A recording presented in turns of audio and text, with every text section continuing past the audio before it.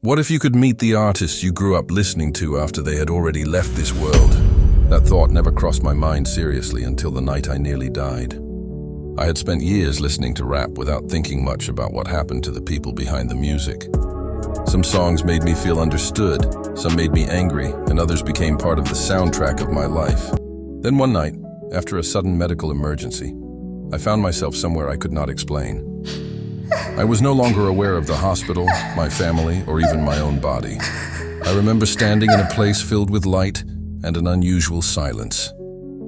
Then I recognized the first face walking toward me, and I knew immediately that this experience was about to become something I could never forget. His name was Tupac Shakur.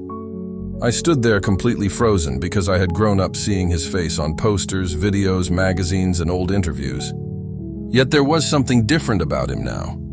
He was not performing, posing, or trying to prove anything to anyone. He simply looked like a man who had finally understood something that had escaped him while he was alive. I asked him if it was really him, but the words barely came out of my mouth.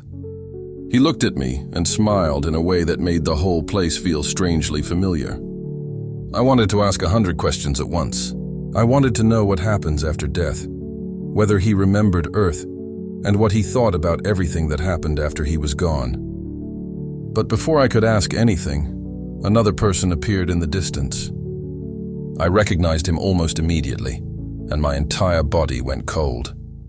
It was Wrld, and seeing him there felt completely surreal. I knew him because his music had reached an entirely different generation than the music I grew up with. What surprised me was how young he seemed compared with the way I had imagined someone who had already experienced death. He looked calm, but there was sadness in his eyes that I could not ignore. I asked him whether he remembered his life on Earth. He nodded and told me that memories do not simply disappear when the body is gone. He said some memories become even clearer because there are no distractions anymore. Then he looked at Tupac, and the two of them seemed to understand something about each other without saying much. I started realizing that this was not a concert, and it was not some strange reunion. There was something much deeper happening. Then a third figure appeared, and I recognized him as Mac Miller. I had listened to his music during some of the worst periods of my own life, so seeing him there affected me differently. He looked peaceful, but I noticed that he kept staring toward the distance as though he was remembering something painful. The three of them were standing there together, and for a moment I could not believe what I was seeing. These were people whose music had influenced millions, yet none of them seemed interested in talking about fame. There were no cameras, no stage lights, no crowds shouting their names. There was just silence and the feeling that every mask had been removed.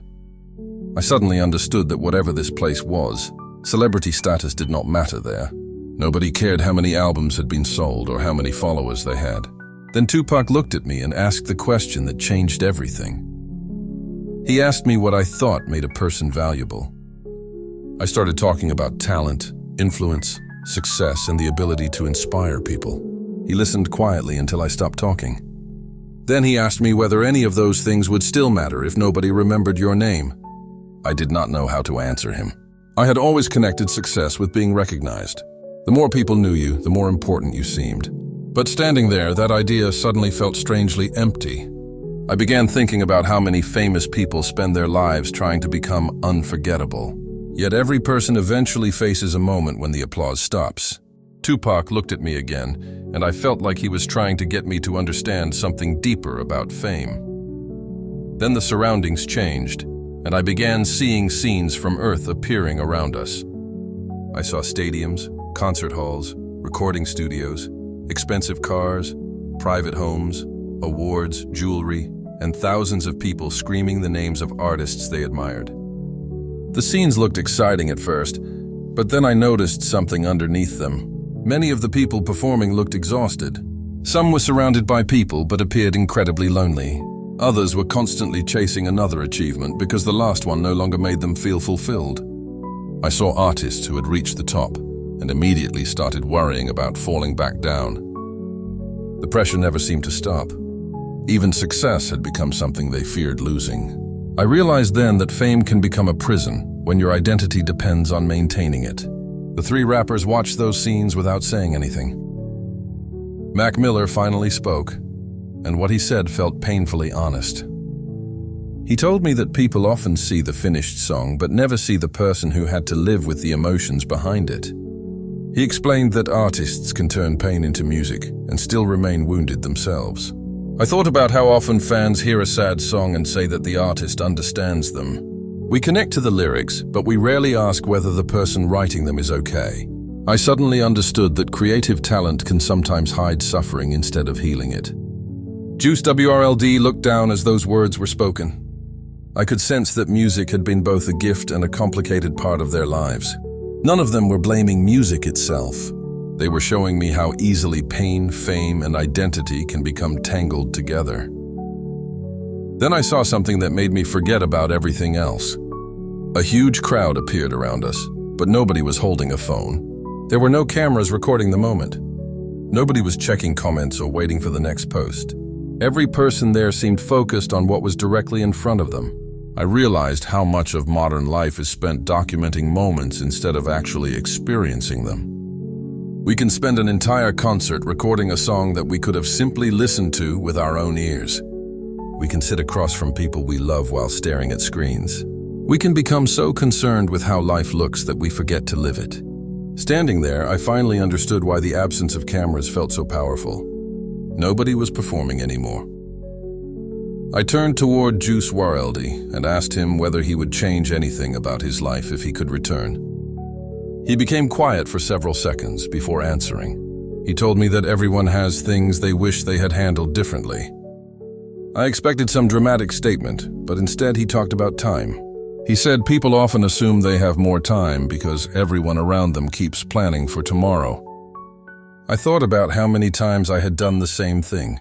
I had postponed conversations, forgiveness, prayer, family visits, and important decisions because I assumed I could handle them later. Then I looked at the three men standing in front of me and realized all three had experienced something the rest of us spend our lives avoiding. Their earthly time had ended. Suddenly, Tupac pointed toward a distant light, and I saw countless people moving toward it. Some were famous, some were completely unknown, and some looked like ordinary people I might pass on the street. There was no special entrance for celebrities. Nobody received a separate path because millions of people had once admired them.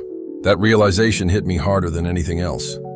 Fame does not make eternity easier. Wealth does not create a special category of human beings. Influence does not cancel mortality. Every person eventually stands without the labels they carried on earth. The only thing that matters then is who they became when the applause disappeared. I understood that this was not really a story about three rappers. It was a story about every person who has ever lived. Then something changed in the atmosphere, and the three men began fading from view. I became desperate because I still had so many questions. I wanted to ask what exactly happens after death, where people go, and what heaven really looks like. But before they disappeared completely, Mac Miller looked directly at me. He told me not to spend my life trying to become famous. He told me to become useful, honest, and present while I still had time. Juice WRLD looked at me and smiled quietly, and Tupac simply nodded. There was nothing dramatic about the moment. It felt more like being given advice by people who had already seen the end of the road. Then the light became so bright that I could no longer see them. I started falling backward, and suddenly I was back in the hospital room. Doctors were moving around me. My chest hurt badly, and I could hear someone telling me to stay awake. I opened my eyes and saw my sister standing beside the bed with tears running down her face. I could barely speak, but one thing was clear in my mind. I did not want to waste my life chasing recognition anymore. I thought about every person I had ignored because I was too busy trying to look successful. I thought about every moment I had cared more about being admired than being useful. The encounter had changed something inside me. I no longer saw famous artists as untouchable people living a different kind of life. I saw them as human beings who carried pain, dreams, mistakes, gifts, and unfinished stories, just like everyone else. After I recovered, I started listening to music differently. I still enjoyed rap, but I stopped treating artists like gods. I stopped assuming that fame meant happiness, or that success meant someone had figured life out. I began listening for the person behind the music.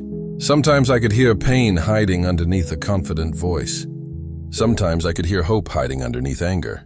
I realized that artists can influence millions without ever knowing the names of the people they touch. That kind of influence can be used for healing or for destruction. I also understood that listeners carry responsibility for what they celebrate and imitate. What we consume shapes the way we think more than we often admit. My experience left me with a deeper respect for life and a stronger desire to use whatever influence I have responsibly. I cannot prove that what I experienced was an actual visit to the afterlife, and I will not pretend that I can prove where any person's soul ultimately belongs. What I know is that the experience felt more vivid than any dream I have ever had, and its message has stayed with me ever since. Tupac, Juice WRLD, and Mac Miller represented something much bigger than themselves in what I witnessed. They represented the cost of living in a world where fame can become identity and where people can forget that life is temporary. The greatest lesson I brought back was not about three rappers. It was about how quickly we can trade real life for an image of ourselves that other people will admire. When everything is finally stripped away, the number of people who know your name may not matter at all. What may matter is the person you became, the lives you touched, and what you did with the time you were given. That is the question I have carried with me ever since I opened my eyes in that hospital room. And it is the question I would leave with anyone listening to this story tonight.